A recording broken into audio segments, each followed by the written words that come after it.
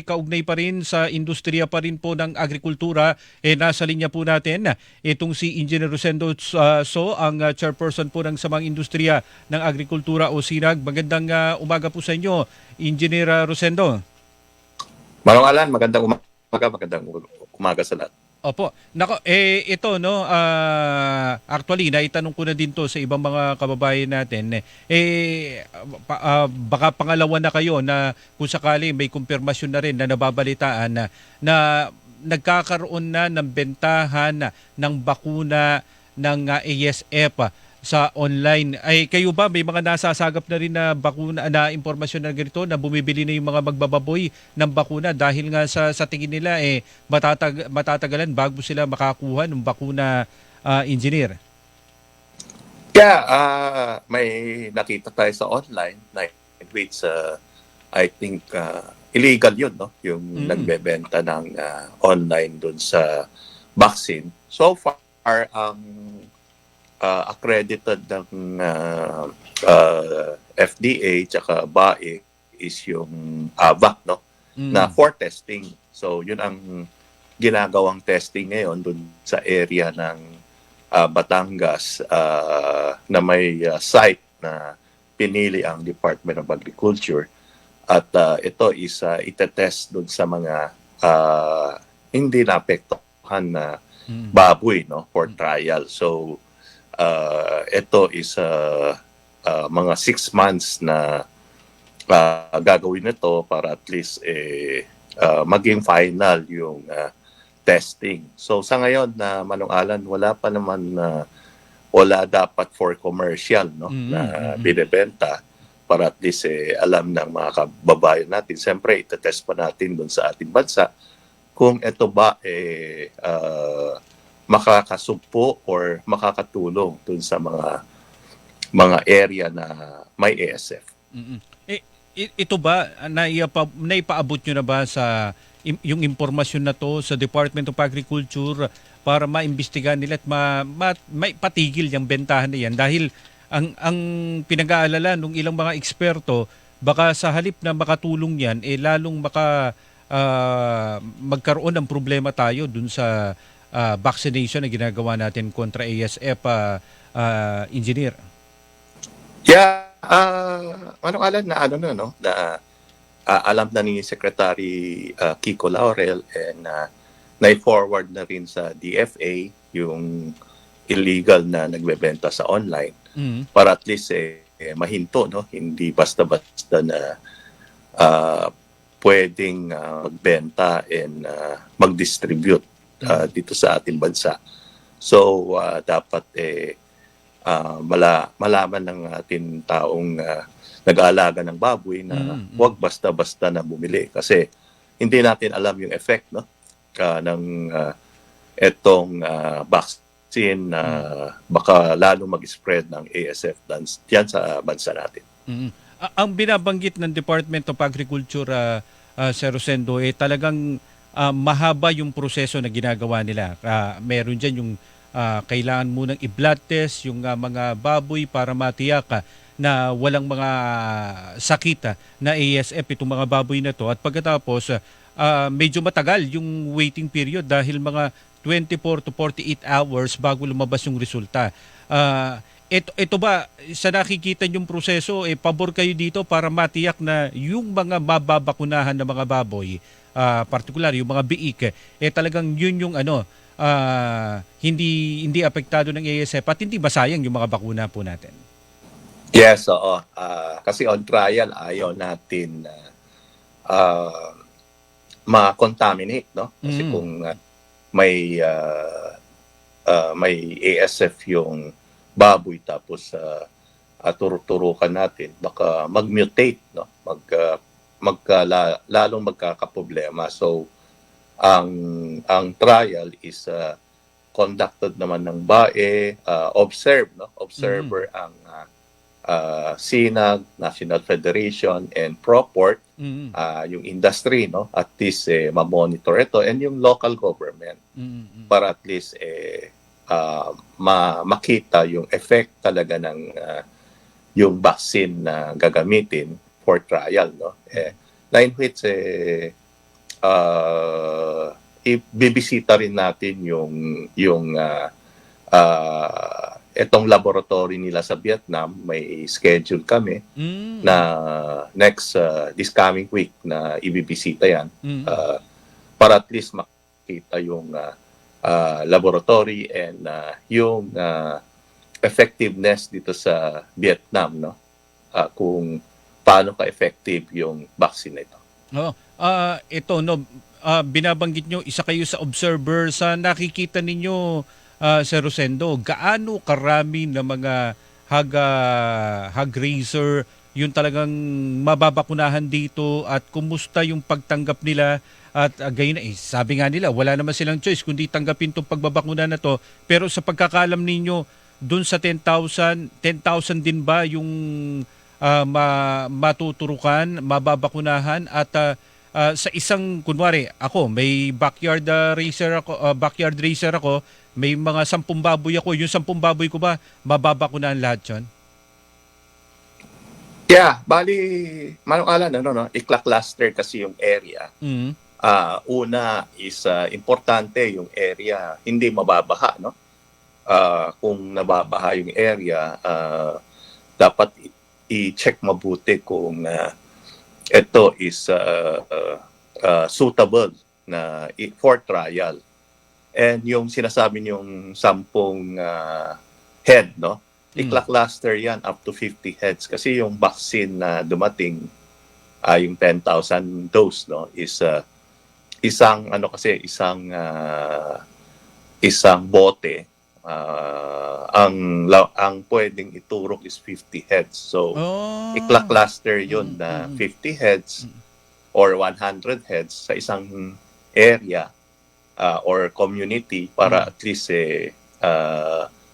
yung area mabaksinan, no? Pero ito is dapat ma-monitor mabuti and dapat hindi positive sa ASF. Kung hindi, baka hindi maganda yung trial na mangyayari. So, dapat ayusin mabuti. Kaya may representative tayo na kasama ang Department of Agriculture, FDA, para at least ma-inspect yung site, tsaka yung LGU, no? Para at least makita natin yung effectivity ng vaccine. Tama ba yung pagkakaintindi ko, yung isang botelya, 50 yung po pwedeng mabakunahan. Pero ang ilang botelya ba yung darating? 10,000 bottles ba o 10,000 dosage? Yung ang binabanggit kasi 10,000 dosage. Pero ibig sabihin ba dun sa 50 ay dun sa isang bote 50 dosage na yon Sir Rosendo, tama ho ba yung pagkakaintindi ko? Yeah, bali 200 na bottle lang, parang 200 bottles lang dumating. So ito is kaya mabilisan yung pagturo kasi ayaw natin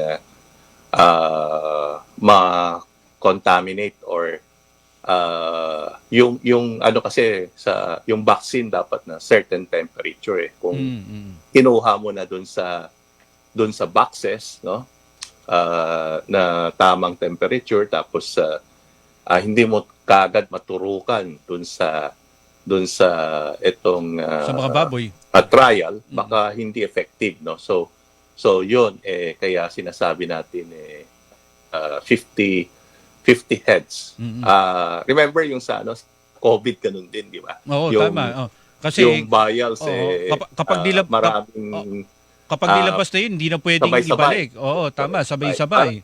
So ganun din ang procedure na dapat within an hour dapat maturukan na yung mga area. Kaya ang tawag doon cluster. Hindi kagaya kasi sa COVID pupunta tayo sa isang lugar sa ospital di ba? Tama.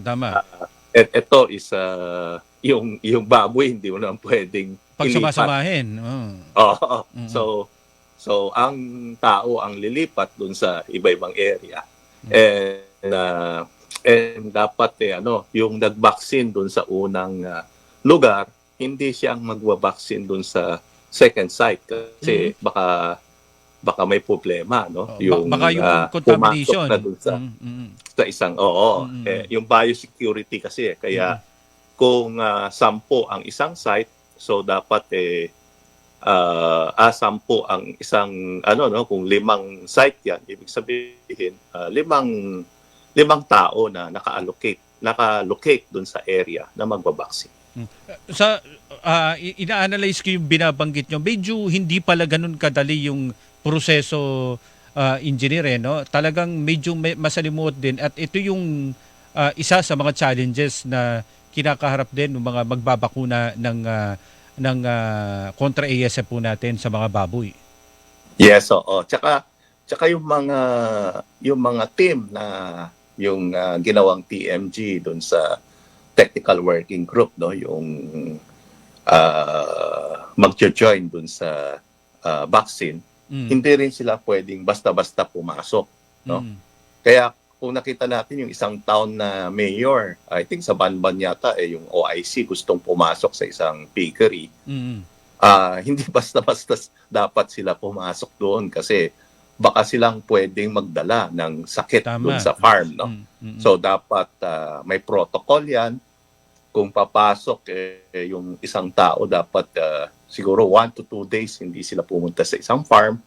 Secondly, maliligo sila, papalit ng damit bago pumasok dun sa farm. Ganun ka-stricto ang mga farm para at least yung biosecurity and ma-follow. Kasi yung mga nasa farm kasi, kung titingnan natin, hindi sila lumalabas no? So kung lalabas man sila, bakasyon, after 1 month, lalabas sila, papalit yung ibang tao, tadaan sa proper biosecurity So protocol.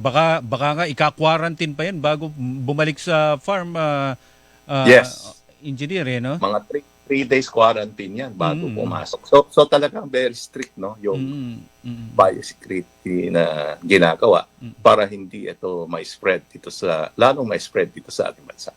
So ibig sabihin, itong gagawin natin na pagbabakuna na to, talagang sabi nyo nga kanina, clustering, dahil sa isang botelya kailangan 50 yung mabakunahan, kailangan talagang masunod din pala yung, ang daming kailangan sundin na proseso at sistema para nang sa ganoon may sagwa yung pagbabakuna. Kaya marahil ito rin yung binabanggit ng Department of Agriculture na hindi basta-basta yung pagbabakuna, Sir Rosendo. Yes, oo.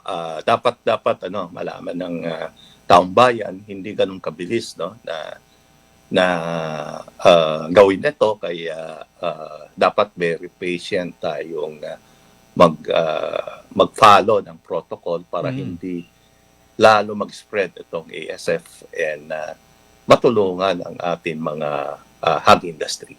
Sa pagkakalam niyo po ba, bumibilis pa rin ba yung hawaan ngayon o nagkaroon na ng bahagyang pagbagal dahil sa mga inilatad na checkpoint, may mga nahaharang na mga baboy na may sintomas ng ASF, at gayon na rin mga walang kaukulan mga dokumento, kung hindi man walang kaukulan dokumento, pinepeke yung mga dokumento.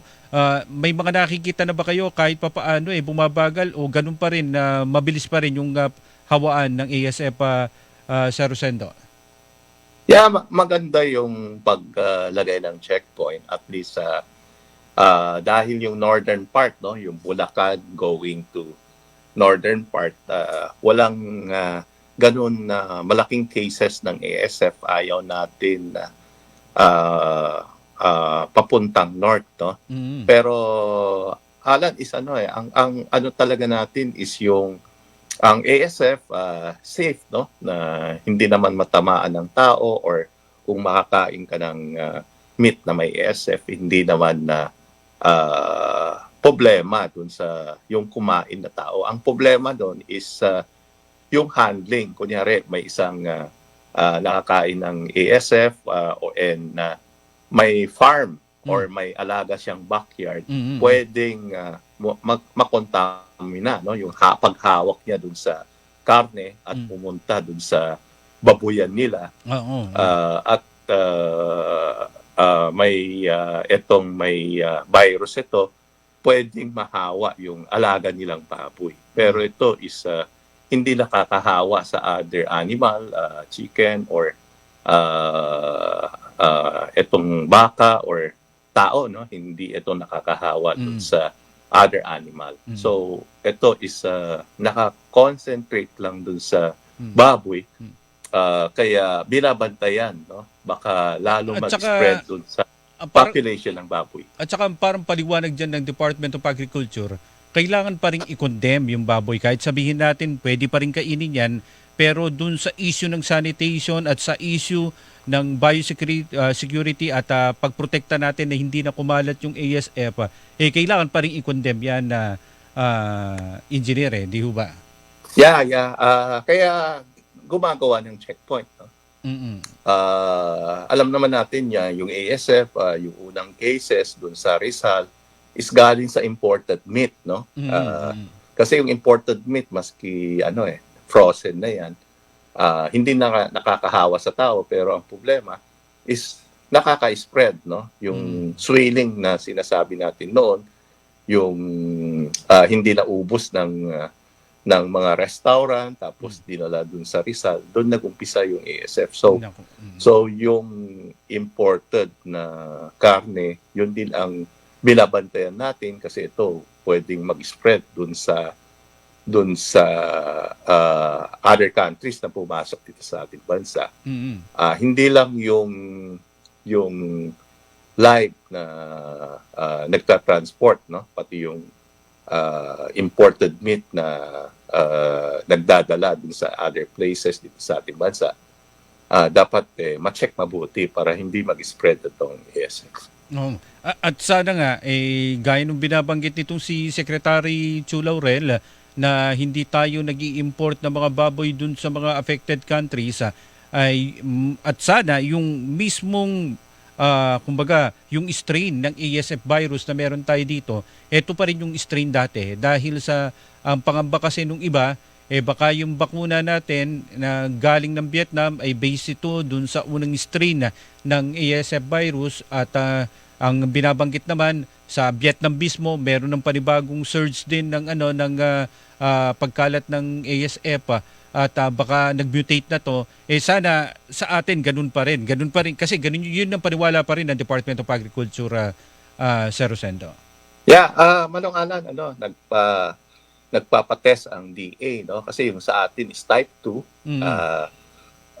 Sa Vietnam may case na type 1, pero of course dito sa bansa natin is type 2 pa lang, hindi wala pa tayong nakikitang type 1. So nag-additional testing tayo dito, yung mga nakitang may ASF. So far wala pa naman indication na may type 1, no? May type 1 so yan. Kung type 2 yan and itong vaccine na ito kung maging effective, makakatulong yan sa paghinto, no? Doon sa spreading ng ASF. So, malaking bagay yung testing natin ngayon para malaman kung ito is safe sa gagamitin dito sa mga baboy natin dito sa ating bansa. Okay. Sir Rosendo, maraming salamat po sa pagkakataon na makapanayan po namin kayo. Yeah, maraming salamat, Manong Alan. Magandang umaga po. Si Engineer Rosendo So, ang chairperson po ng Samang Industriya ng Agrikultura o SINAG, ang ating pong Hinihilingan, walang pinoprotektahan.